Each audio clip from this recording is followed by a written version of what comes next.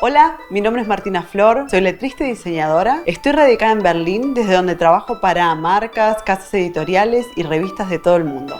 Una parte muy importante de lo que hago es ayudar a marcas y compañías a trabajar en campañas y branding. En mi experiencia, una forma muy potente y efectiva de crear logotipos es usando el lettering cursivo. Es un estilo muy versátil porque partiendo de nuestra escritura manual y dependiendo de la herramienta que usemos, se puede ver o muy refinado o muy juguetón. Es muy popular en el diseño de logotipos porque puede tener un carácter único y se percibe como una firma personal.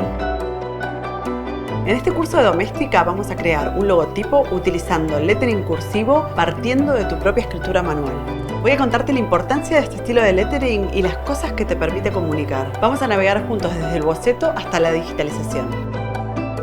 En el proyecto de este curso vamos a partir de nuestra escritura manual usando nuestro propio nombre para crear un logotipo personal y único. Para esto, lo primero que vamos a hacer es hacer una introducción a la letra cursiva para que entiendas su lógica. Vamos a experimentar con distintas herramientas y vamos a escribir nuestro nombre de distintas formas y seleccionar cuál nos gusta más.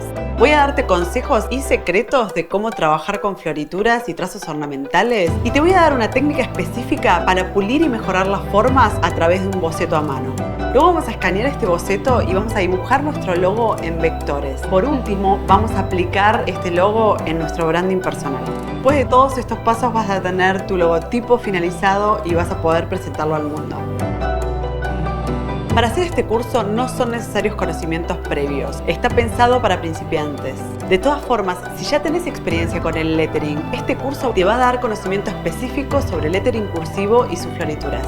Como material para este curso vas a necesitar papel, lápiz, un rotulador, papel vegetal o de calco y un ordenador con Adobe Illustrator instalado.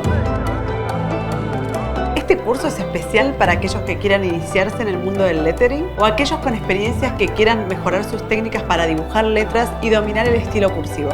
También es útil para estudiantes que quieren explorar el mundo del lettering, así como también para profesionales que quieren ampliar su set de herramientas para su trabajo creativo.